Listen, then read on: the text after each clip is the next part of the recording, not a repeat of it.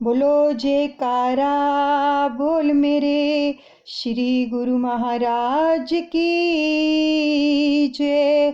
श्री परमहंस दयाल जी महाराज की जय।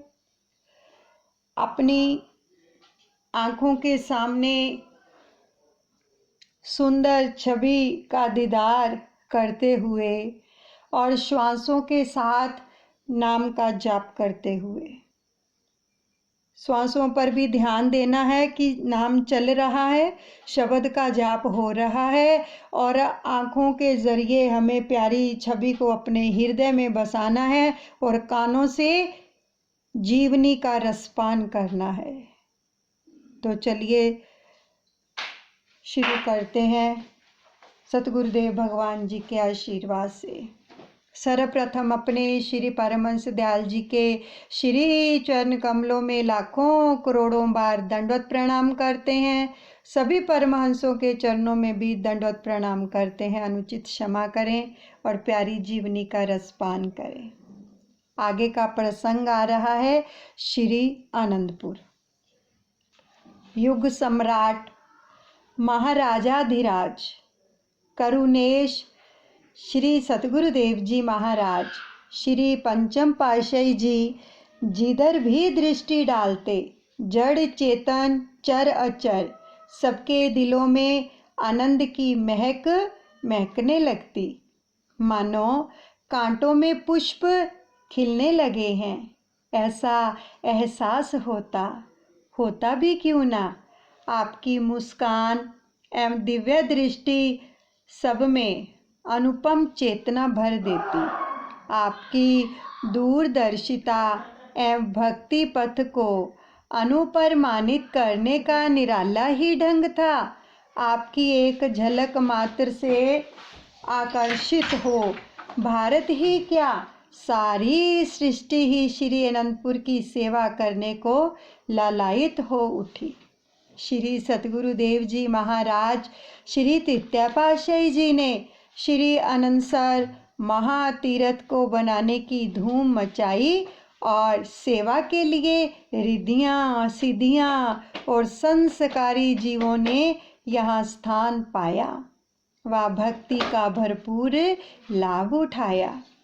अब श्री अनंतपुर की सेवा भक्ति की ज्योति देश विदेश में प्रकाशित करने के लिए आपने विराट विकास करने का संकल्प लिया। इसके लिए सब प्रकार से दैवी शक्तियाँ ने मानव रूप धारण करके आपके श्री चरणों के अनुयायी बनने एवं सेवा के सुअवसर को प्राप्त करने के लिए स्वयं को समर्पित किया। क्योंकि सतगुरु की सेवा में रिद्धियाँ सिद्धियाँ तो हाथ बांधे खड़ी रहती हैं। ऐसा लगता था कि मानो सतयुग त्रेता द्वापर के सभी प्रेमी गुरुमुख जिनकी प्रभु प्राप्ति की तपस्या में कमी रह गई थी, वे सब समय के अनुसार अपनी सेवा प्रस्तुत करने आ रहे हैं। हर क्षेत्र में जो सर्वांगीण विकास होने लगा। कवि लेखक आर्टिस्ट और आर्किटेक्ट इंजीनियर डॉक्टर प्रिंसिपल अध्यापक मिस्त्री आदि सब एक से एक बढ़कर श्री चरणों में समर्पित होने एवं सेवा के सुअवसर से स्वयं को कृतार्थ करने लगे। हर पर्व पर सैकड़ों श्रद्धालु गुरुमुख सेवा के लिए यहाँ ठहरने लगे। श्री अनंतपुर की उत्तरोत्तर बढ़ती हुई पावन कीर्ति से जिज्ञासु दर्शनार्थी संगतों के लिए निर्मित स्थान कम पड़ने लगे, क्योंकि संगत बढ़ती जा रही थी। तो अभी कटीली झाड़ियों से संपूर्ण क्षेत्र साफ नहीं हो पाया था। लाल मिट्टी के टीले, उबड़ खाबड़ सड़कें तथा मकान कच्चे थे। पक्के मकान बहुत ही कम थे। इन सबको विशाल रूप देकर सुरम्य भवन बनाने के लिए आपने सेवा के भंडारे खोल दिए। श्री अनंतपुर में वैशाखी श्री भंडारा श्री चतुर्थ पातशाही जी महाराज जी की पुण्य स्मृति में श्री व्यास पूजा, दीपावली व माघी का पर्व मनाते। श्री प्रयागधाम में दशहरे का पर्व मनाया जाता।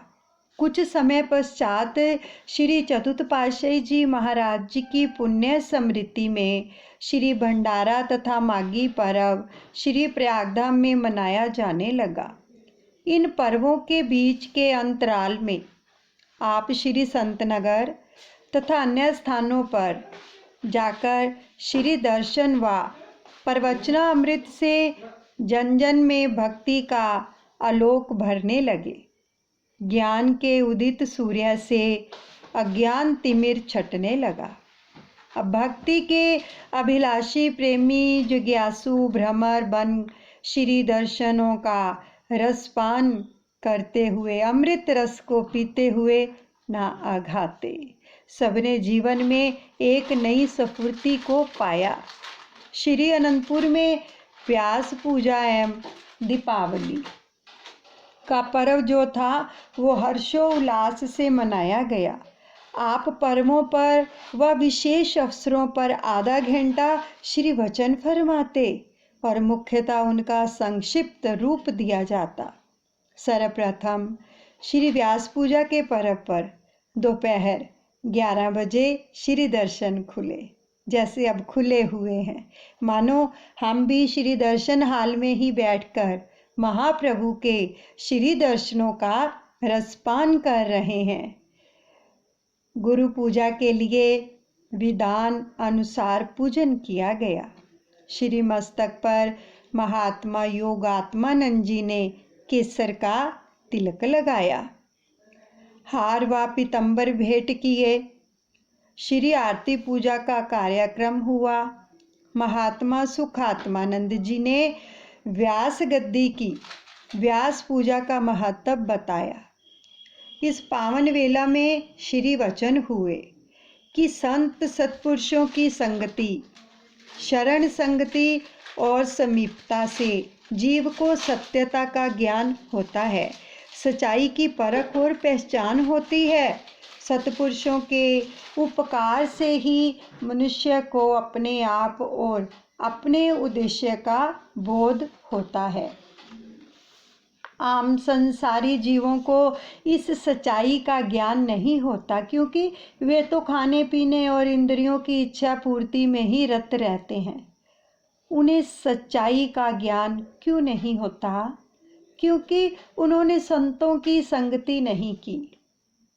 सत्पुरुषों के संग में आकर ज्ञान का जो प्रकाश मिलता है, उस ज्ञान की ज्योति के सहारे मनुष्य अपने आप अपने अंदर वास्तविकता और सत्यता का अनुभव कर सकता है। ज्ञान इंद्रियों और कर्म इंद्रियों की शक्ति से यह काया देखती, सुनती और अनेक भोगों का रस लेती है। जब जीव आत्मा शरीर से निकल जाती है, तब शरीर ये सब काम क्यों नहीं कर सकता? इससे स्पष्ट है कि शरीर के अंदर जो चेतन सत्ता कोई और है। साधारण लोग इस सत्यता से अपरिचित हैं। वे यथार्थ तत्व को नहीं जानते। अब इन तथ्यों की जानकारी जीव को सत्संग से मिलती है। यह शरीर ही नहीं, अपितु काया में निवास करने वाली आत्मा है, जो समस्त शक्तियों का केंद्र बिंदु है। उसी केंद्र बिंदु से शक्ति की रश्मियाँ निकलकर शरीर और इंद्रियों के द्वारा सब कार्य चक्र को चला रही हैं। इस प्रबल चेतन सत्ता के अंदर होते हुए भी मानव देह और विलासिता के वश क्यों हो जाता है? इसका कारण ये है कि देह और आत्मा के मध्य में एक तीसरा तत्व है, वो है मन, जो काया और आत्मा के प्रवाह को बदल देता है। यह मन देह के भोगों का दास बना देता है। परिणाम स्वरूप आत्मा को सुख, दुख, रोग, शोक व कल्पनाओं का शिकार होना पड़ता है और ये नीच योनियों के बंधन में जा पड़ती हैं। किंतु सत्संग के प्रभाव से यदि मन ईश्वर के प्रेम में मगन हो जाए तो यह जीवात्मा नीच योनियों के बंधन से मुक्त होकर मालिक से मिलती है। संगति का प्रभाव कभी निष्फल नहीं जाता। संग से मनुष्य के विचार, कर्म और वचन बदल जाते हैं। सत्पुरुषों की संगति से मनुष्य कुछ और ही हो जाता है, उसकी काया ही पलट जाती है। मानव जीवन का असली लक्ष्य पूर्ण हो जाता है। विद्वानों ने कहा है, इल्म कहते ही नहीं अल्फाज की पहचान को, इल्म वह है जो बताए जिंदगी की शान को। यथार्थ ज्ञान वही है जो अक्षरों के ज्ञान तक सीमित ना रहे, अपितु मनुष्य जो है जीवन के पौष्टिक तत्वों का जो है उसको ज्ञान कराए। संपूर्ण विद्याओं का निष्कर्ष यही है कि ये मानव, तू ये जान ले कि मैं कौन हूँ और मैंने अंतिम समय के लिए कौन सा सामान संचित किया है। सभी शास्त्रों, ग्रंथों और पुस्तकों का सार यही है कि मनुष्य अपने अस्तित्व को पहचाने और अपने वास्तविक कार्य में जुट जाए। जब तक अपने आप की परख नहीं, जीव तब तक धोखे में पड़ा हुआ है। जब वास्तविकता का बोध हो जाता है तो असल और नकल का पर्दा हट जाता है। संसारी पुरुष प्राय वास्तविकता से अनभिज्ञ रहता है। मनुष्य देह जो प्राप्त हुई है यह आत्मा के आधार पर काम करती है। इस आत्मा से मुक्ति का काम करना है। आत्मा स्वामी है और देह है दासी। परंतु ब्रह्म में पढ़कर मनुष्य ने शरीर को स्वामी बना रखा है और आत्मा को क्या बना दिया? दास बना दिया। इस उल्टे काम का परिणाम भी उल्टा ही निकलेगा, अर्थात दुखों से छुटकारा पाने की जगह जीव दुखों में ही घिरता जाएगा। संसार के धंधों में भी देखा जाए तो जब कोई मनुष्य किसी को नौकर रखता है ना, तो नौकर ही स्वामी की सेवा में लगता है और उसे सब प्रकार से सुख सुविधा देता है। परंतु मन ने सारा क्रम ही उल्टा कर रखा है, अर्थात आत्मा को शरीर के विषयों के अधीन कर दिया। इस दशा में आत्मा दासत्व से कैसे छूट पाएगी? जब से यह सृष्टि बनी है, क्या कोई एक उदाहरण भी दृष्टिगोचर हुआ है कि संसार की धन संपदा ने किसी का साथ दिया हो? नहीं, ऐसा कोई उदाहरण नहीं है। परंतु जिन्होंने अपनी आत्मा का साक्षात्कार कर लिया, उन्होंने आत्मा के साथ नाता जोड़कर शाश्वत सुख शांति को पाकर जीवन को मधुमेह बना लिया। वे जगत में अमर हो गए। इतिहास में ऐसे कितने ही उदाहरण मिलते हैं जिन्होंने सत्संग के प्रभाव से सत्यता को समझा और उच्चतम पदों को प्राप्त किया, जैसे शबरी, रविदास, भगत सदना, धन्ना जाट व अन्य कई भक्तों के नाम इतिहास में अमर हैं। इन्होंने अनन्य प्रेम किया है प्रभु से, अनन्य प्रेम, और प्रभु को पाया है। जिन पर सत्पुरुषों की कृपा हो जाती है उन्हें सत्य पथ की पहचान हो जाती है और वे असत्य से पीठ मोड़कर सत्य की ओर पग बढ़ाते हैं। तो उन्होंने क्या है कि उनका जीवन बदल जाता है। वे सदा सच्चाई का सौदा और सच का व्यापार करते हैं। वे भूलकर भी माया के धोखे का शिकार नहीं होते। जब जीव को आत्मा का बोध हो जाता है तो उसे अनुभूति होती है कि वह कितने बड़े धोखे में फंसा हुआ था। फिर वह आत्मा के कल्याण में प्राणपण से जो सच चेष्ट हो जाता है। दीपावली के पर्व पर खुला स्थान होने के कारण सर्दी अधिक थी। श्री अनंतपुर में मानो संगतों की बाढ़ आ गई। महाप्रभु जी ने टेंट लगवा दिए। अब प्रत्येक टेंट में 3 फुट गहरे खड्डे खुदवाकर उनमें मोटे मोटे वृक्षों के तने की लकड़ी सुलगवा दी, ताकि आग गड्ढे के अंदर जलकर टेंट को गर्म बनाए रखे। देखो कितना ध्यान रखते, यानी आई हुई संगतों की कितनी खिदमत करते प्रभु। और बाहर चिंगारियां निकलकर टेंट को ना जला सके, कमरों में रहने वाली संगतें भी टेंटों में रहने की इच्छुक बनने लगी। सब गुरुमुख इतने प्रसन्न थे कि श्री गुरु महाराज जी माता पिता से भी अधिक हित चिंता करते हैं। सब श्री सतगुरुदेव महाराज जी की महिमा एवं गुणवान जो थे करने लगे, उनका गुणगान करने लगे। दीपावली पर्व के दिन श्री दर्शन खुले, मोमबत्तियां बांटी गई। सबने जगमग करती हुई मोमबत्तियों से हाल में जगमगाहट कर दी और आपने श्री वचन फरमाए। आज दीपावली का शुभ त्योहार है। दिवाली की रात अंधेरी रात होती है। वचनों को ध्यान से सुनिएगा। महाप्रभु फरमा रहे हैं कि आज दिवाली का शुभ त्योहार है और दिवाली की जो रात है वो अंधेरी रात होती है। और महापुरुष इस अंधेरी रात में भक्ति की रोशनी करते हैं, क्योंकि अमावस्या होती है उस दिन। तो गुरुमुख जन उस भक्ति की रोशनी को अपने दिल में बसाते हैं और अपना जीवन सफल बना लेते हैं। यही सच्ची दिवाली है। संसारी लोग भी दिवाली मनाते हैं। वे दीपक जलाकर या किसी और साधन से थोड़ी देर के लिए बाहर की रोशनी कर लेते हैं और समझते हैं कि उन्होंने दिवाली मना ली। मगर बाहर रोशनी कर लेने से अंदर का अंधेरा तो दूर नहीं होता।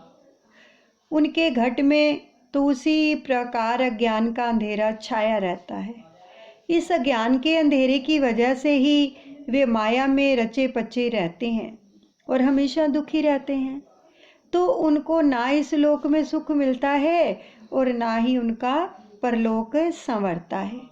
महापुरुष संसार में आकर जो भक्ति की रोशनी करते हैं, गुरुमुख जन उस भक्ति की रोशनी को दिल में बसाते हैं। भक्ति की रोशनी जब हृदय में एक बार हो जाती है तो फिर वह रोशनी हमेशा ही बनी रहती है। बाहर की रोशनी तो कुछ देर बाद बुझ जाती है, मगर भक्ति की रोशनी कभी नहीं बुझती। वे हमेशा जगमगाती रहती है, क्योंकि भक्ति प्रकाश रूप है। जैसे कहा है, राम भक्ति चिंता मनि सुंदर, बस हैं गरुड़ जाके उरे अंतर, परम प्रकाश रूप दिन राती, नहीं कुछ चाहिए दिया घृत बाती। ये श्री रामचरितमानस जी की चौपाई है। तो यह भक्ति प्रकाश रूप है और हमेशा जगमगाती रहती है। जैसे चिंतामणि हमेशा जगमगाती रहती है। यह भक्ति रूपी चिंतामणि दिए, घी और बाती की मोहताज नहीं होती है।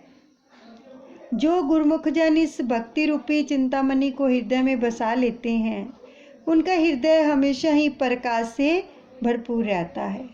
अब जिससे दुख उनके नज़दीक नहीं आता और वे हमेशा ही खुशियों से भरपूर रहते हैं।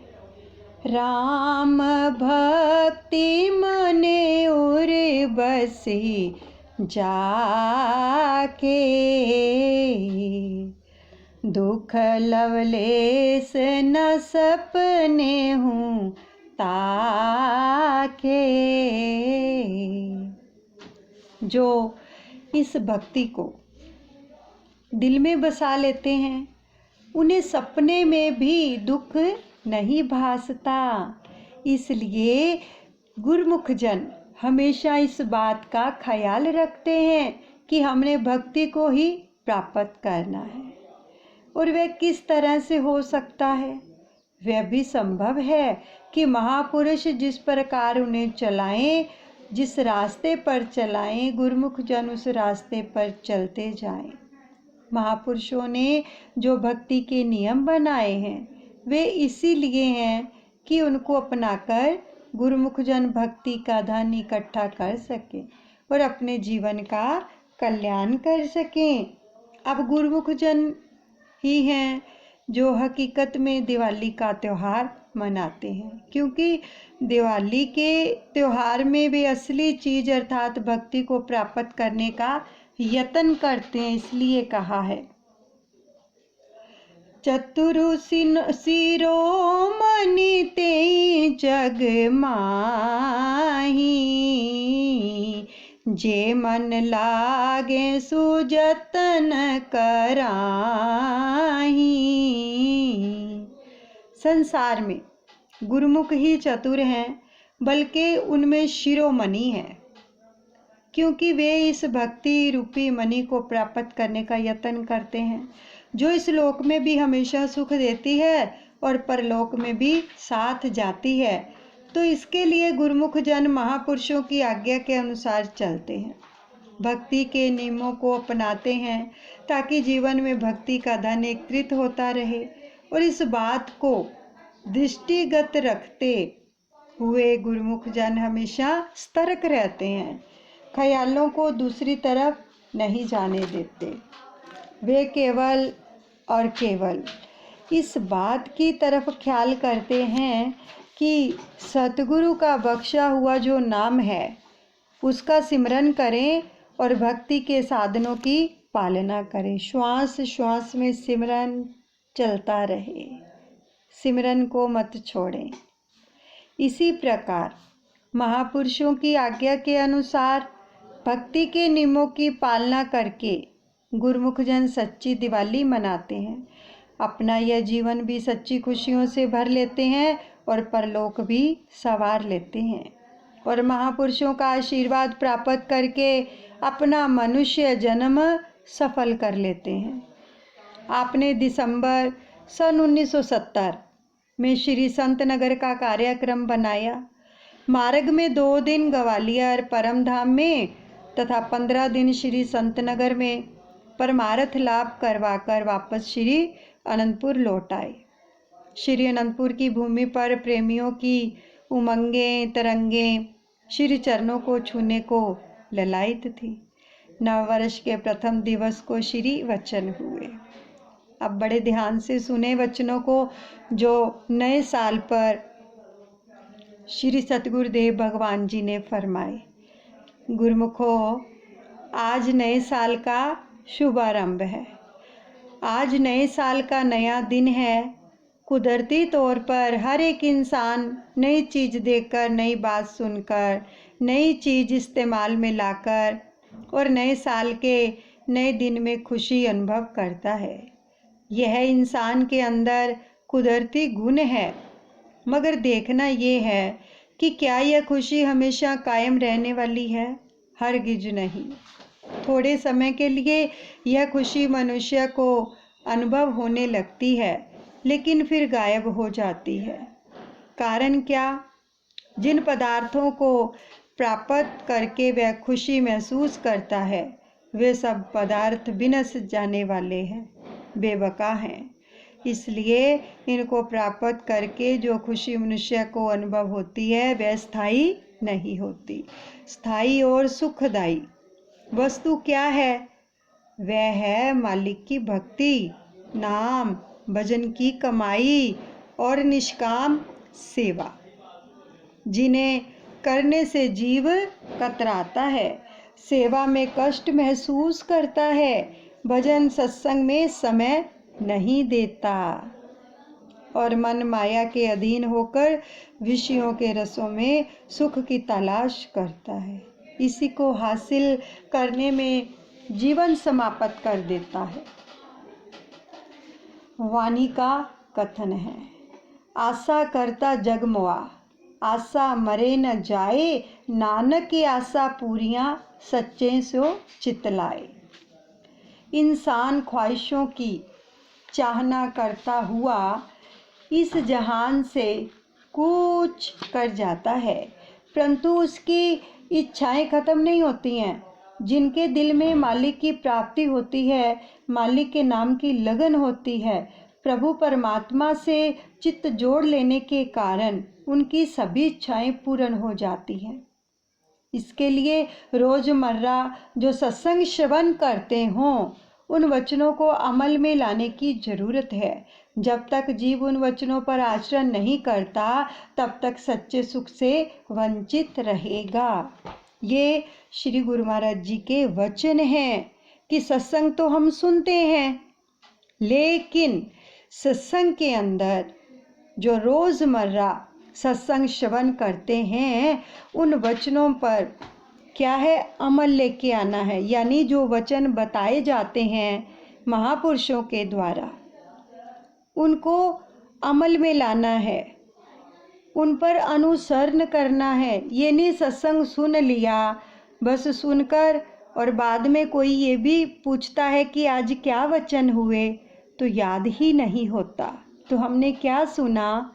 तो इसलिए बड़े अच्छे से ध्यान से सुने, फिर उन पर मनन करें कि आज श्री गुरु महाराज जी के क्या वचन हुए हैं।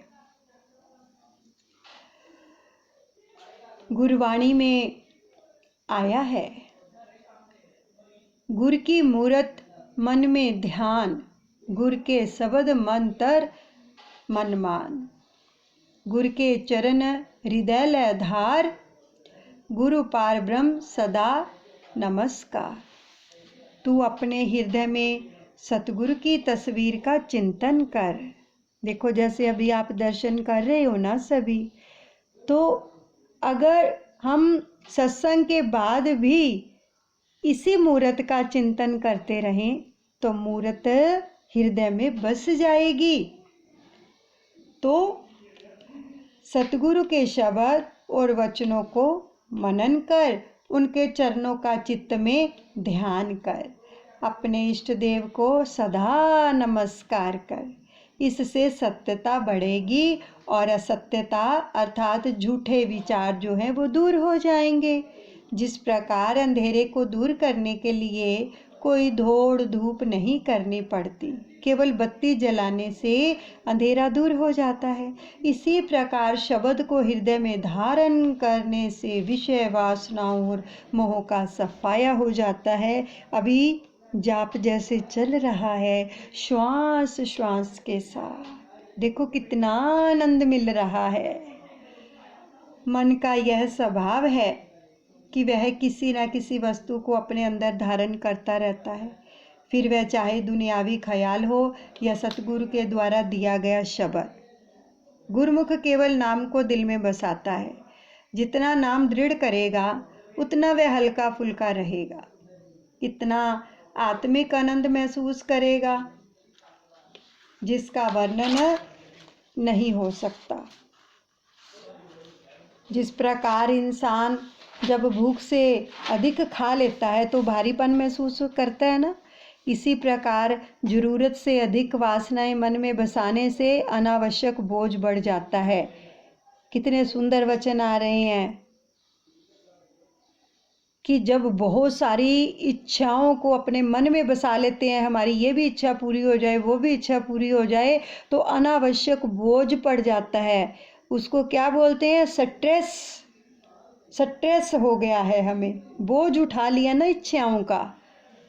तो इसलिए उस स्ट्रेस को बढ़ाना नहीं, उस बोझ को हटाना है। वो कैसे हटेगा, नाम सुमिरन से उसको पकड़े रखो।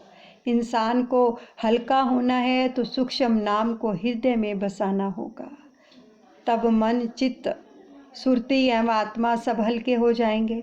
जन्मों से मैली मोटी सूरत नाम के अभ्यास से सूक्ष्म होगी और मालिक के पास पहुंच सकेगी। छिन छिन मन गुर चरनी लावें, एक पलक छूटन नहीं पावें।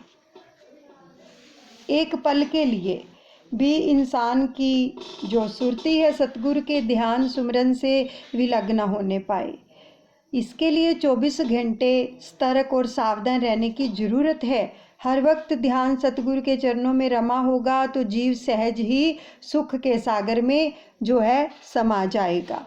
नववर्ष के दिन श्री प्रवचनों की अमूल्य दात को पाकर गुरुमुखों के हृदय में खुशी की नई लहर लहराने लगी। जन्मों से अशांत एवं प्यासी आत्मा सुखों के महासागर में डुबकियां लगाने लगी। सन 1971 का आगमन श्री सतगुरुदेव जी महाराज श्री पंचम पातशाही जी के दिव्य तेजोमय स्वरूप का देदीप्यमान प्रकाश हजारों सूर्यों की और किरणें बिखेरता हुआ मानो जन जन में आनंद की लहरें भर गया। श्री अनंतपुर में उमड़ता संगतों का आगमन यही दोहरा रहा था कि प्रभु आपका आकर्षण दिव्य आनंद की अनुभूति एवं निश्चल प्रेम को पाकर जन्म जन्मों की अतृप्त आत्मा तृप्त हो रही है। श्री दर्शन की एक झलक इस प्यास को बढ़ाई जा रही है और आप उन प्रेमियों के प्रेम को दिव्य लीलाओं और प्रवचनों से पूर्ण कर दें। महात्मा परम विवेकानंद जी व महात्मा भक्ति ध्यानानंद जी ने संगत के साथ चंद्र रात यानी अमावस्या के दूसरे दिन दूज श्री चरणों में माथा टेकने के लिए विनय की। चूँकि सिंधी लोग जो हैं वो संक्रांति पर्व की तरह मनाते हैं, उनकी विनय स्वीकार कर श्री सतगुरुदेव महाराज जी श्री पंचम पातशाही जी ने उनको शुभ श्री दर्शनों का सुअवसर प्रदान किया। जो सिंधी लोग हैं, जैसे हमारा जिसको संक्रांति महीना कहते हैं, उसको बड़ी धूमधाम से मनाते हैं। तो समस्त संगत ने श्री चरणों में माथा टेका और महात्मा जी एवं संगत की खुशी का ठिकाना ना था। महात्मा जी ने श्री चरणों में विनय की, सच्चे पातशाह, आज नए वर्ष यानी 1971 में सचखंड श्री अनंतपुर की भूमि पर श्री दर्शन का सौभाग्य तथा आज चांद रात का दिवस पुनः श्री दर्शन का सुनहरा अवसर प्राप्त कर मानो कई जन्मों के पुण्यों का संयोग हुआ है। श्री चरणों में लाखों धन्यवाद, मुबारकबाद। तो इन्होंने सिंधी भाषा में निवेदन किया, मेरे रूहानी शहंशाह, संसार में लोगों की चंद्र रात का 1 मास बाद आती है। वह भी रात को 10 मिनट चांद दिखाई देता है और उसे ढूंढना पड़ता है। हमारा चंद्रमा तो सामने ऐसे चढ़ा हुआ है कि आंखों के सामने अर्थात आंखें खोलो या बंद करो, यह अपने रूहानी तेज से अंतर में प्रकाशित है। पूर्णिमा के चांद के प्रकाश में कमी व बढ़ोतरी होती रहती है, परंतु यह चंद्रमा यानी सुंदर दर्शन दीदार, यह दिव्य नूरानी दर्शन अंतरात्मा में हजारों सूर्यों के समान प्रकाशित हो रहा है। अंतरात्मा हृदय में अथाह खुशी भर रही है। आपने श्री वचन फरमाए कि यह सब गुरुमुख प्रेमियों के विश्वास और श्रद्धा का परिणाम है। भावना शुद्ध होगी, नाम में प्राप्ति होगी और प्रभु के लिए निश्चल प्रेम होगा, नाम से प्रीति होगी, तो अंतरात्मा स्वच्छ होगी तो उसमें वही नूर झलकेगा और दिव्य ज्योति के दर्शन होंगे और हो रहे हैं। जो संत हैं, दुलनदास जी की वाणी है, तात बाऊ लागे नहीं, आठों पहरे आनंद, रामा आठों पहरे आनंद, दूलन नाम स्नेह ते, दिन दिन दशा दुचंद बोल, मेरे गुरु महाराज की जय। गुरु वचन बिसरे नहीं। कबहु न टूटे डोर रामा, कबहु न टूटे डोर। पियत रहो सहजे दुल्हन, नाम रसायन घोर। बोल मेरे गुरु महाराज की जय, मेरे दादा गुरुदेव की जय। प्रेमियों, सतपुरुषों ने आत्मा की खुराक अर्थात नाम शब्द आप सबको प्रदान किया है। इसकी कमाई करने से, सुमरन में सुरती लगाने से संसार के दुख संताप नहीं व्यापते हैं। अंतर में सदैव आनंद और खुशी समाई रहती है, जिससे आत्मा प्रफुल्लित व तृप्त रहती है। सुरती को नाम में जोड़ना ही ऐसे है जैसे दूज का चांद बढ़ता ही जाता है, अर्थात अंतरात्मा प्रकाशित रहती है। गुरुमुखों, नाम को दिल में बसाना ही सतगुरु के दर्शन को पाना है। नाम ही सतगुरु है, सतगुरु ही नाम स्वरूप है। इसलिए सतगुरु के वचनों को हृदय में बसाते हुए सुरती को नाम में लगाए रखना है। हमेशा हमेशा के लिए यही दर्शन, ध्यान लोक परलोक में संगी साथी बना रहेगा। सदा यह सौभाग्य मिलता रहेगा और आप आनंद व खुशियों से भरपूर रहोगे। महात्मा जी व समस्त प्रेमी जन ऐसी अपूर्व खुशी को पाकर मस्ती में झूमते हुए ढोल बजाने लगे, सतगुरु प्रेम और महिमा के गीत गाने लगे। तुहिंजो मोहिंजो पुख्तो रहे प्यार हमेशा। बाकी गुरुमुखों ने भी जब इस आवाज़ को सुना तो वे भी भागते हुए सत्संग भवन में पहुंचते गए। द्वार कैसे खुले, क्या हुआ, कुछ पता नहीं। बस हाल में आते ही सभी दिव्य तेजोमयी नूरानी श्री दर्शन की झलक व मस्ती के नज़ारों में डूबने लगे। कुछ समय पश्चात श्री गुरु महाराज जी ने फरमाया, सब माला माल हो गए। गुरुमुखों ने जयकारों के घोष से धरती अंबर से मानो पुष्प वृष्टि होने लगी। इतने जयकारे लगाए मानो पुष्प वृष्टि होने लगी।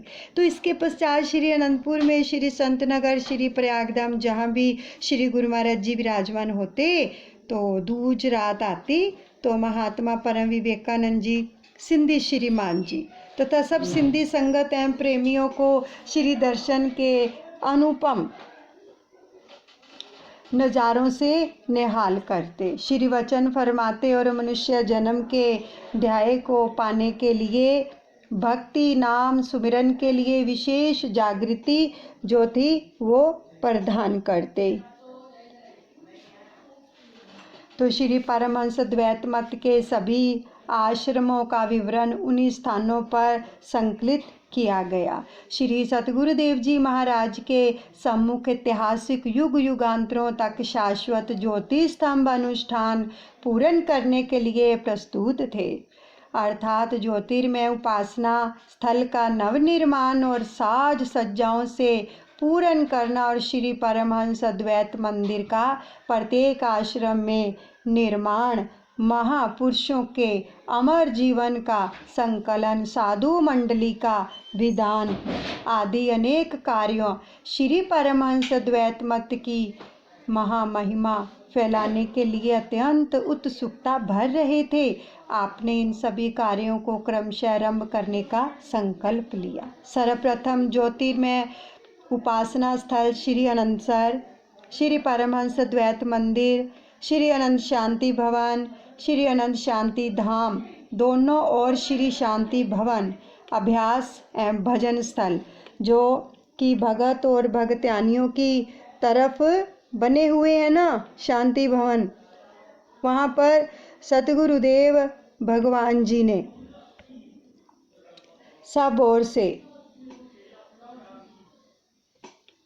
ये करवाया कि यहाँ पर बैठकर सभी भजन सिमरन करें। तो इसलिए दोनों तरफ शांति भवन बनाए गए जहाँ पर दादा गुरु महाराज जी के स्वरूप विराजमान हैं। श्री आनंद अमृत कुंड को भव्य नव्य रूप देते हुए युग युगांतरों तक आत्मा से परमात्मा को एकाकार करने का विशेष स्थान बना दिया। आप इनके साथ साथ सभी परमार्थिक कार्य का निर्माण कार्यों को मुख्यता प्रदान करते हुए उन्हें पूरा करने में संलग्न रहे। विश्व के कोने कोने में गुरु भक्ति के आनंद का जन मन में संचार किया। ये कार्य 1 या 2 वर्ष में पूर्ण नहीं हो सकते थे, परंतु इनका विवरण एक ही स्थान पर दिया गया। सृष्टि का कण कण एवं जन मन आपके महामहिम उपकारों का आभारी है। बोलो जयकारा बोल मेरे श्री गुरु महाराज की जय। श्री परमहंस दयाले जी महाराज की जय। यहीं पर विश्राम देते हैं।